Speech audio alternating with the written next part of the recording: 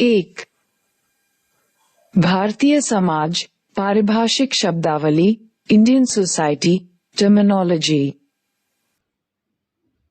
मनुष्य, मॉर्टल, एक विवेकशील एवं सृजनशील प्राणी जिसमें दो पैरों पर खड़ा होने और हाथों की विशिष्ट बनावट के कारण संस्कृति एवं सभ्यता के निर्माण की क्षमता होती है। समाज, सोसाइटी, सामान्यतः समाज को व्यक्तियों का एक ऐसा समूह माना जाता है जिनकी एक साझा संस्कृति होती है। इस समूह के व्यक्ति एक निश्चित क्षेत्र में रहते हैं और एक अलग संगठित इकाई के रूप में अपने आप को कुछ बंधनों में बंधा हुआ अनुभव करते हैं।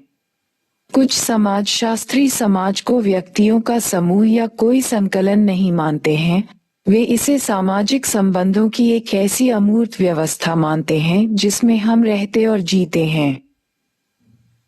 सामाजिक मूल्य, सोशल वैल्यू, मूल्य वे सांस्कृतिक अथवा व्यक्तिगत धारणाएं व आदर्श हैं जिनके द्वारा वस्तुओं और घटनाओं की एक दूसरे के साथ तुलना की जाती है। ये वे कसौटियां और व्यवहार के पैमाने हैं जिनके आधार पर अच्छे बुरे, वांछित अवांछित, सही गलत, करणीय और अकरणीय का निर्णय दिया जाता है, जैसे न्याय, स्वतंत्रता, देशभक्ति, अहिंसा, ईमानदारी, सच्चाई आदि। सामाजिक मानदंड, सोशल स्टैंडर्ड, समाज के समाजोनुमोदित तरीकों अथवा नियमाचारों को सामाजिक मानदंड कहते हैं। किसी विशिष्ट सामाजिक स्थिति में व्यक्ति द्वारा किस प्रकार का व्यवहार उपयुक्त होगा ये सामाजिक मानदंडों द्वारा निर्धारित होता है। संस्कृति, कल्चर, संस्कृति उन सभी व्यवहार प्रतिमानों के लिए प्रयुक्त किया जाने वाला एक सामूहिक शब्द है जो सामाजिक रूप से अर्जित तथा सामाजिक रूप से हस्तांतरित किए जाते हैं। संस्कृति संचरण औपचारिक अथवा अनौपचारिक सीखने अथवा प्रशिक्षण दोनों प्रक्रियाओं द्वारा होता है, अर्थात संस्कृति हमारे रहन सहन तथा सोचने समझने की शैली में, हमारे प्रतिदिन की बातचीत में, कला, साहित्य, धर्म, मनोरंजन तथा आमोद प्रमोद में हमारे स्वभाव की अभिव्यक्ति है। सभ्यता, सिविलाइजेशन, संस्कृति का वह पक्ष जो भौतिक वस्तुओं अथवा शिल्प तथ्यों या ऐसी वस्तुओं से बना होता है जिन्हें अभौतिक संस्कृति कोई अर्थ अथवा महत्व प्रदान करती है, सभ्यता कहलाती है। मानव ने अपनी सुख सुविधा और प्रकृति से अपनी आत्मरक्षा करने के लिए जिन वस्तुओं का सृजन किया है वे सभी सभ्यता के भाग हैं, जैसे मकान, अस्त्र शस्त्र, वस्त्र, आभूषण, कल कारखाने आदि। परंपरा, ट्रेडिशन, परंपरा परिपाटियों का एक पुंज है जो कुछ व्यवहार संबंधी मानदंडों और मूल्यों जो इस आधार पर अपनाए जाने या संपन्न किए जाने पर बल देते हैं कि इनका वास्तविक या काल्पनिक भूत के साथ तारतम्य है। बहुधा इन परंपराओं के साथ व्यापक रूप से स्वीकृत कर्मकांड या प्रतीकात्मक व्यवहार के अन्य स्वरूप जुड़े होते हैं। परंपरा में हस्तांतरण या संचरण की प्रक्रिया निहित होती है जिसके द्वारा एक समाज अपनी संस्कृति को अक्षुण्ण बनाए रखता है। आधुनिकता, मॉडर्निटी, बुद्धिवाद और उपयोगितावाद के दर्शन पर आधारित सोचने समझने और व्यवहार करने के ऐसे तौर तरीकों को सामान्यतः आधुनिकता कहा जाता है जिसमें प्रगति की आकांक्षा, विकास की आशा और परिवर्तन के अनुरूप अपने आप को ढालने का भाव निहित होता है। आधुनिकता की कई विशेषताएं बताई गई हैं, जैसे परानुभूति, वैज्ञानिक विश्वदृष्टि, अमूर्तीकरण, भविष्योन्मुखता, सार्वभौमिक दृष्टिकोण, धर्मनिरपेक्षता, वैयक्तिकता, मुक्ति, उन्नत एवं परिष्कृत प्रौद्योगिकी आदि आधुनिकता के प्रमुख लक्षण हैं। आधुनिकता बुद्धिवादी बनने, अंधविश्वासों से बाहर निकलने, नैतिकता में उदारता बरतने की एक प्रक्रिया है। पारंपरिक समाज, ट्रेडिशनल सोसाइटी, पारंपरिक समाज अपेक्षाकृत धीमी गति से परिवर्तित होने वाला एक ऐसा समाज होता है जिसमें सामाजिक परिस्थिति का निर्धारण अधिकांशतः जन्म, नातेदारी, आयु, जाति प्रजाति के आधार पर होता है। ऐसे समाज में मूल्यों की एक अधिक समरूप संरचना देखने को मिलती है जिसमें विशेषीकरण कम से कम होता है। सामान्यतः सामाजिक ढांचा सत्तावादी होता है और अधिकांशतः ऐसे समाज भूमिगत कुलीन तंत्र वाली व्यवस्था लिए होते हैं। पारंपरिक समाज के व्यक्ति पालौकिक विचार एवं भाग्यवादी मूल्य व्यवस्था, रूढ़िगत धार्मिक आस्था और विश्वास, जिसमें तार्किकता का अभाव होता है, से निर्देशित होते हैं। आधुनिकीकरण, मॉडर्नाइजेशन। आधुनिकीकरण राजनीतिक, सांस्कृतिक एवं सामाजिक परिवर्तन तथा आर्थिक विकास की एक ऐसी मिली-जुली पारस्परिक प्रक्रिया है जिसके द्वारा ऐतिहासिक तथा समकालीन अविकसित समाज अपने आप को विकसित करने में संलग्न रहते हैं। जहाँ कहीं, जब कभी और जिस किसी संदर्भ में इसकी उत्पत्ति हुई, इसकी मूल आत्मा तार्किकता, वैज्ञानिक भावना तथा परिष्कृत तकनीक से जुड़ी रही है। परिवर्तन की एक विशिष्ट प्रक्रिया के रूप में आधुनिकीकरण एक विशिष्ट वांछित प्रकार की तकनीक तथा उससे संबंधित सामाजिक संरचना, मूल्य व्यवस्था, प्रेरणाओं तथा आदर्श नियमाचारों का एक पुंज है जो पारंपरिकता से भिन्न होता है। पश्चिमीकरण, वेस्टर्नाइजेशन। पाश्चात्य संस्कृति के संघात के द्वारा उत्पन्न परिवर्तन की सामाजिक प्रक्रिया, संपूर्ण जीवन शैली एवं विचार व्यवस्था को पश्चिमीकरण की संज्ञा दी गई है। भारत में हो रहे सामाजिक परिवर्तन के संदर्भ में एम.एन. श्रीनिवास ने पश्चिमीकरण शब्द का प्रयोग ब्रिटिश राज्य के 150 वर्षों के शासन के परिणामस्वरूप भारतीय समाज व संस्कृति में उत्पन्न हुए परिवर्तनों के लिए किया है। पश्चिमीकरण और आधुनिकीकरण शब्दों को कई बार पर्यायवाची के रूप में एक दूसरे के स्थान पर प्रयोग कर लिया जाता है, किंतु तार्किक दृष्टि से यह ठीक नहीं है। आधुनिकीकरण की अवधारणा पश्चिमीकरण से अधिक व्यापक है। इसमें सभी गैर पश्चिमी देशों या पश्चिमी देशों के द्वारा लाए गए परिवर्तनों को सम्मिलित किया जाता है। औद्योगिक समाज, इंडस्ट्रियल सोसाइटी। अति सरल अर्थ में औद्योगिक समाज से तात्पर्य एक ऐसी सामाजिक व्यवस्था से है जिसमें उत्पादन की विधि के रूप में शक्ति संचालित मशीनों का प्रयोग किया जाता है और जिसमें उद्योगवाद की सभी विशेषताएं पाई जाती हैं।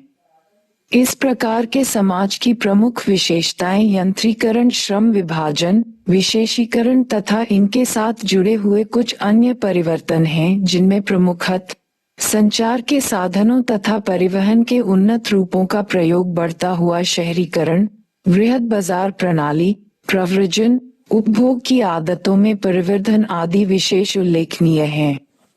उद्योगवाद ने इस प्रकार के सामाजिक जीवन को विकसित किया है जिसमें अनजानपन, निर्वैयक्तिकता, प्राथमिक संबंधों तथा प्राथमिक नियंत्रण प्रणाली का ह्रास, द्वितीयक समूहों की दिन प्रतिदिन बढ़ती हुई भूमिका आधुनिक औद्योगिक समाज का पर्याय बनते जा रहे हैं। उत्तर औद्योगिक समाज, उत्तर उद्योगवाद, पास्ट इंडस्ट्रियल सोसाइटी।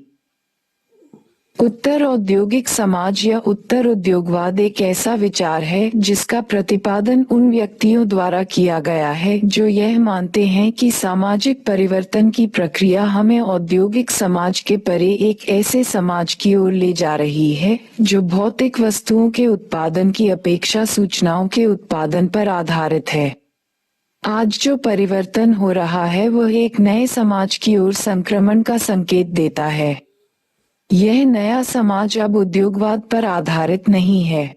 इस नई व्यवस्था के लिए कई शब्दों यथा सूचना समाज, सेवा समाज या ज्ञान समाज का प्रयोग किया गया है।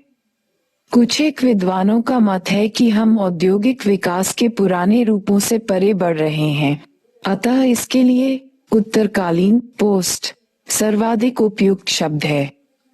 इसी आधार पर उत्तर औद्योगिक समाज, उत्तर आधुनिक समाज और उत्तर अभावग्रस्त स्कैर्सिटी समाज जैसे संबोधनों का प्रयोग हुआ है।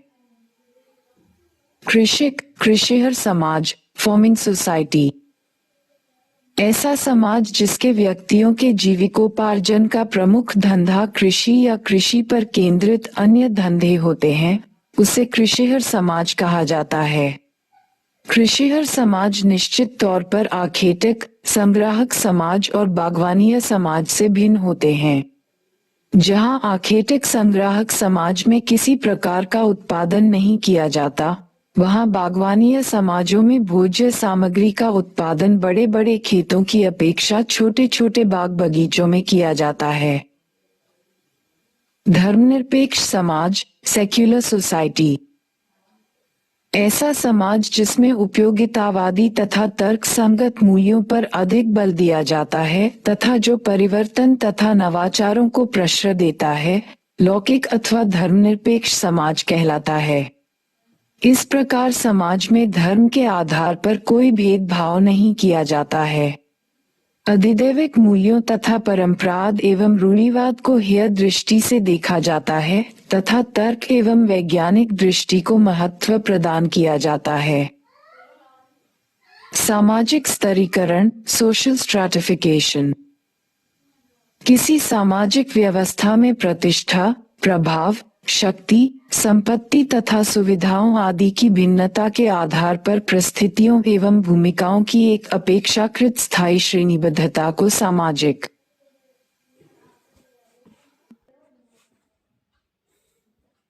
स्तरीकरण कहते हैं। यह एक विशिष्ट प्रकार के सामाजिक विभेदीकरण की एक व्यवस्था है, जिसमें सामाजिक पदों की ऊंच नीच पर आधारित श्रेणीबद्धता होती है। इन सामाजिक पदों के धारक सामाजिक महत्व की दृष्टि से एक दूसरे से उच्चता, समानता अथवा निम्नता का व्यवहार करते हैं। इसका प्रमुख तत्व श्रेणीबद्ध संस्तरण है।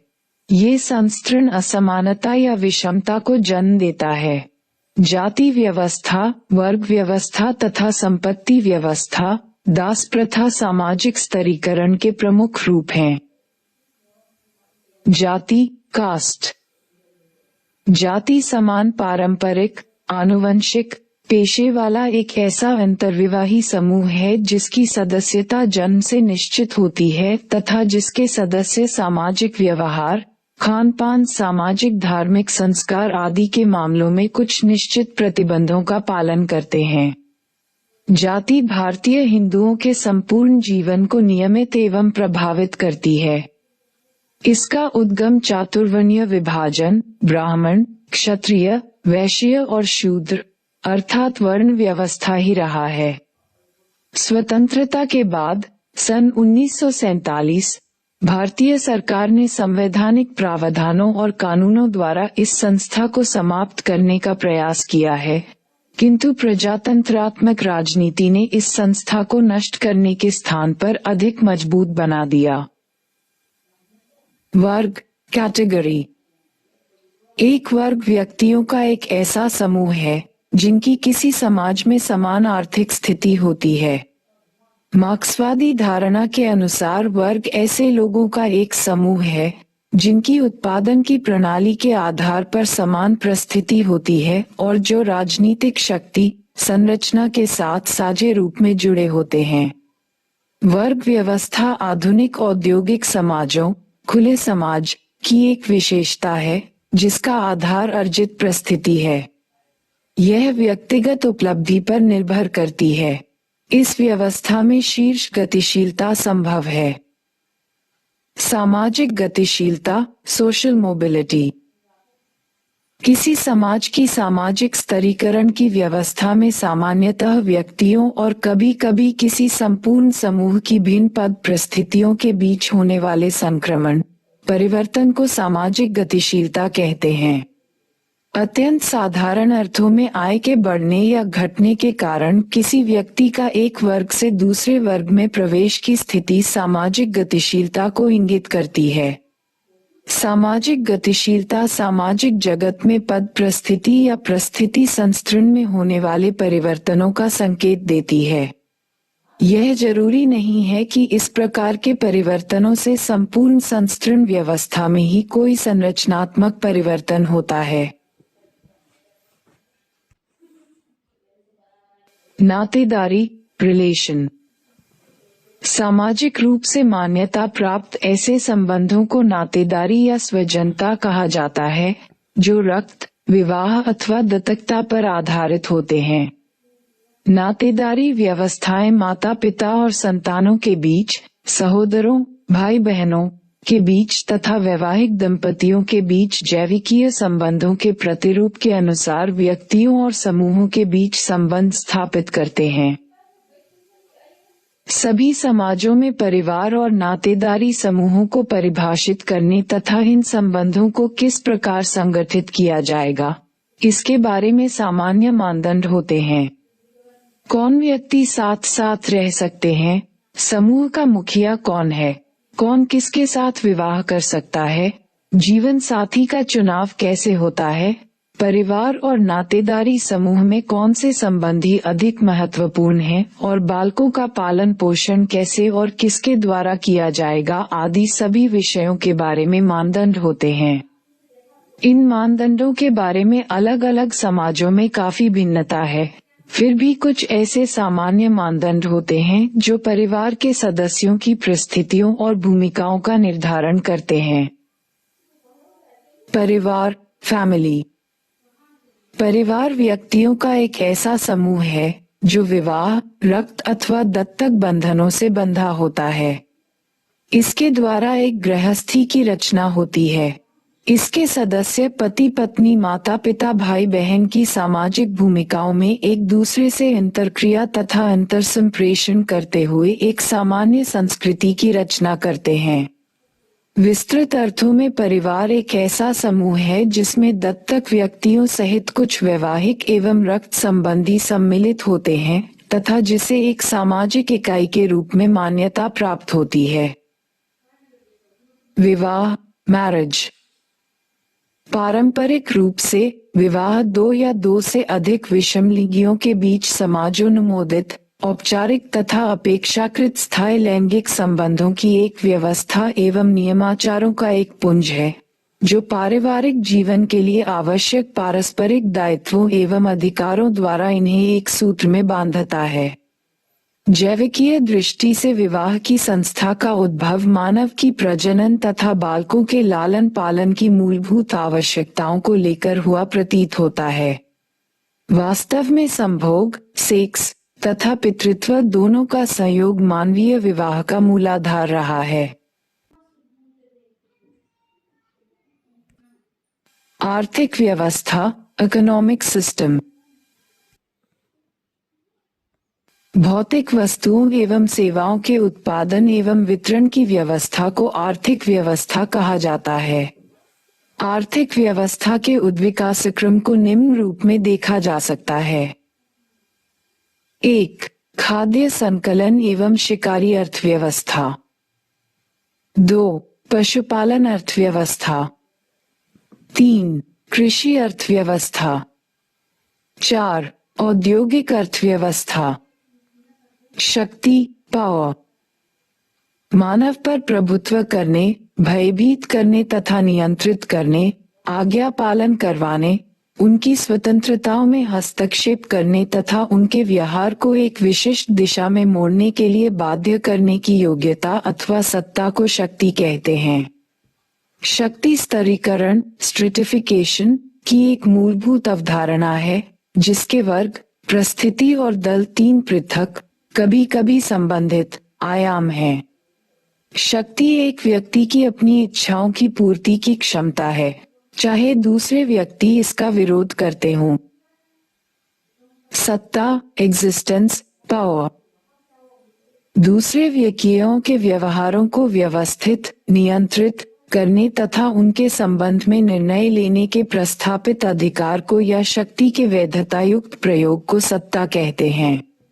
ये शक्ति के प्रयोग के प्रमुख रूपों में से एक है, जिसमें अनेक व्यक्तिगत मानवीय कर्ताओं की क्रियाओं को आदेशात्मक तरीके से निर्देशित किया जाता है ताकि किसी विशिष्ट लक्ष्य अथवा सामान्य लक्ष्यों की प्राप्ति हो सके। मैक्स वेबर ने सत्ता की विवेचना शक्ति के रूप में की है और उन्होंने सत्ता के 3 रूपों की चर्चा की है: पारस्परिक सत्ता, तार्किक कानूनी सत्ता और करिश्माई सत्ता। राज्य, स्टेट। समाज का वह पक्ष, अभिकरण अथवा संस्था राज्य के नाम से जानी जाती है जिसे किसी निर्दिष्ट भू क्षेत्र पर शारीरिक शक्ति के प्रयोग का वैधानिक एकाधिकार प्राप्त होता है। राज्य, सरकार तथा देश में अंतर है। देश व्यक्तियों का एक स्वायत्तता प्राप्त राजनीतिक संगठन होता है। सरकार व्यक्तियों का एक ऐसा समूह है जिसे राज्य के प्रयोजनों को पूरा करने का दायित्व सौंपा गया होता है तथा इन दायित्वों को निभाने के लिए उसे सभी अधिकार प्राप्त होते हैं। इसके विपरीत राज्य के अंतर्गत शक्ति प्रयोग संबंधी सभी संस्थाएं, परिपाटियां, परंपराएं तथा राजनीतिक साधन जैसे संविधान एवं चार्टर आदि सम्मिलित किए जाते हैं। सरकार, गवर्नमेंट।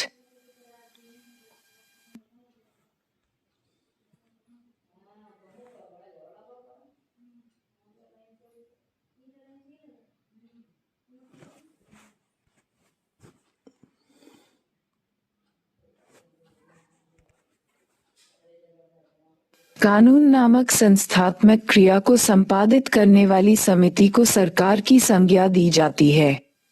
इस समिति की रचना पूरे समाज या इसके किन्हीं प्रतिनिधियों द्वारा होती है जिसका कार्य कानून बनाना, कानून लागू करना तथा न्याय की व्यवस्था करना होता है।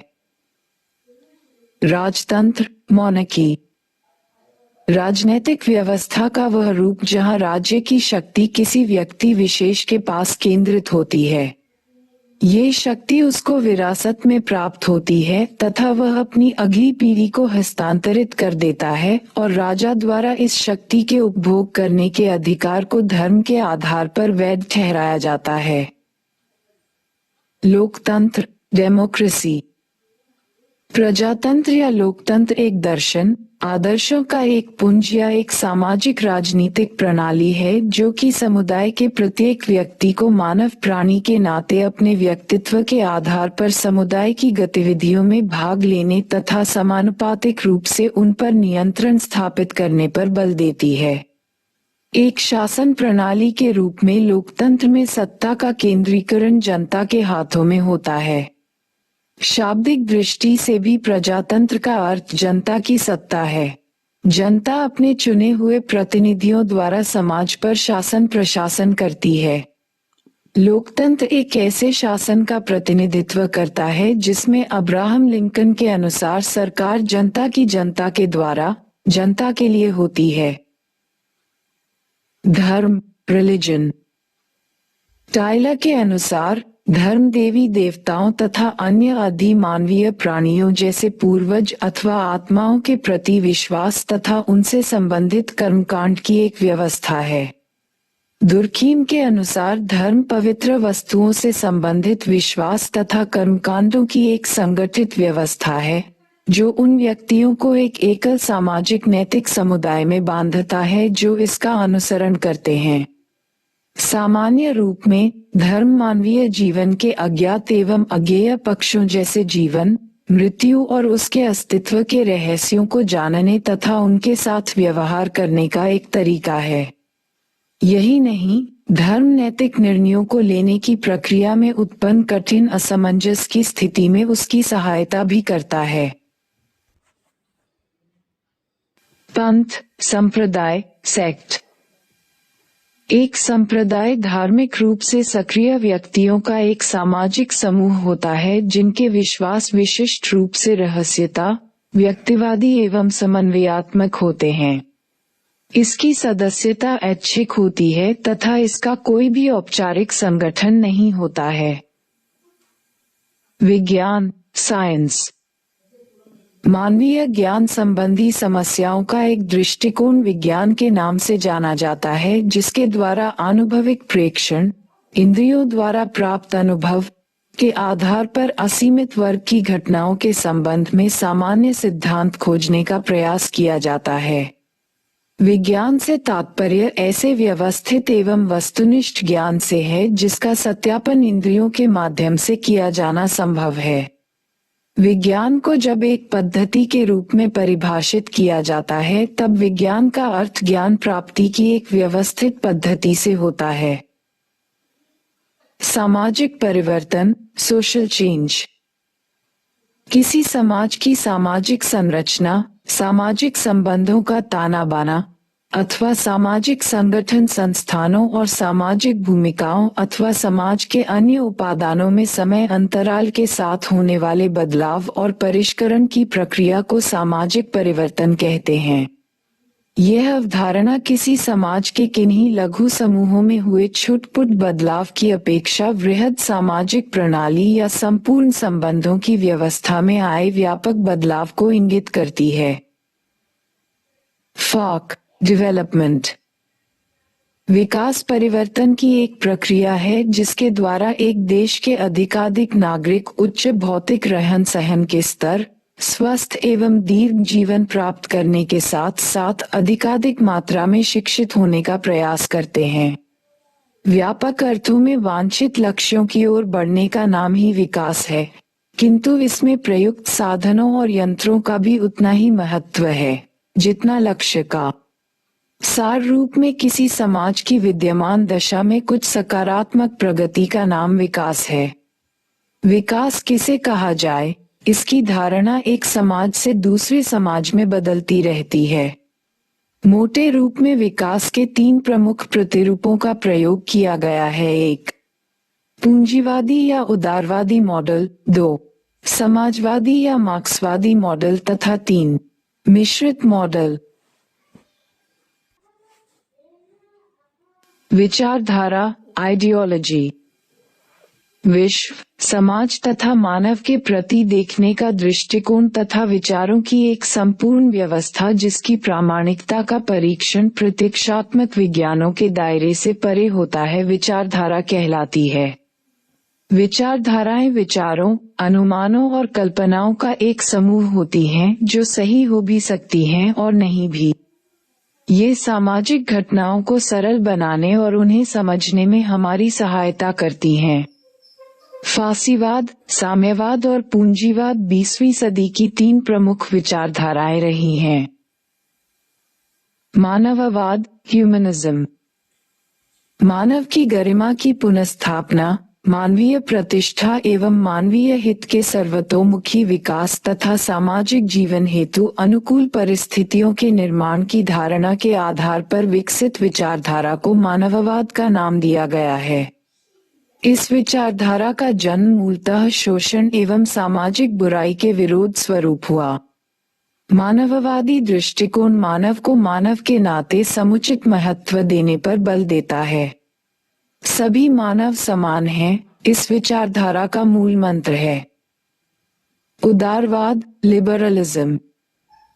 एक विचारधारा जो व्यक्ति की स्वतंत्रता तथा कल्याण के महत्व में विश्वास करती है तथा जो इस बात पर बल देती है कि सामाजिक प्रगति और जीवन में गुणात्मक सुधार सामाजिक संगठन में परिवर्तन तथा नवाचारों द्वारा ही संभव है।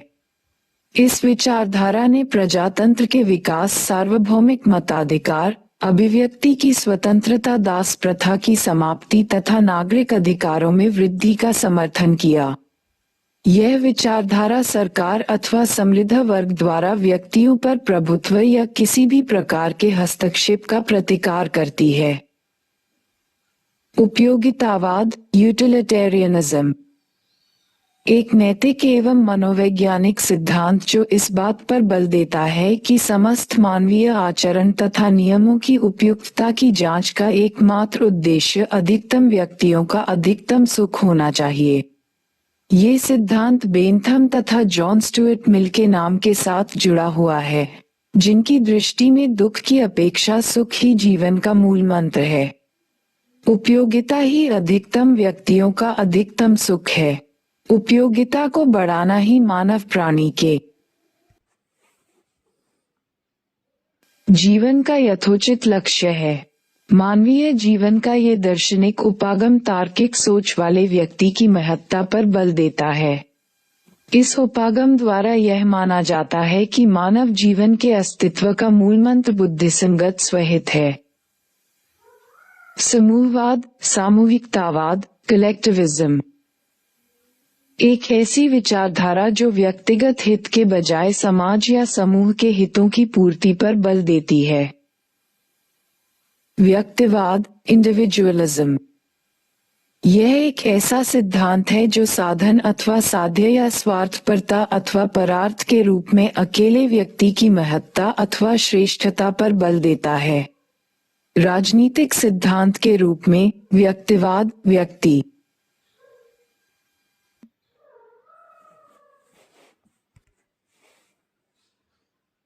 की स्वतंत्रता, गरिमा तथा हितों की हामी एक ऐसा दृष्टिकोण है जो इन्हीं के आधार पर न्याय, राजनीतिक दायित्व तथा जनहितों की तुष्टि की विवेचना करता है।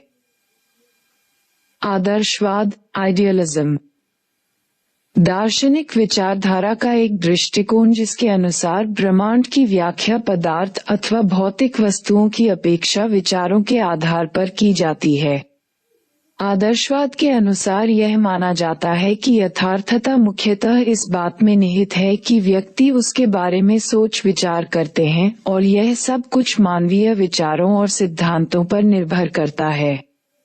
आदर्शवाद को मार्क्स के भौतिकवाद का विरोधी विचार माना जाता है, जिसके अनुसार यह माना गया है कि बाह्य संसार मानव के मस्तिष्क की उपज है।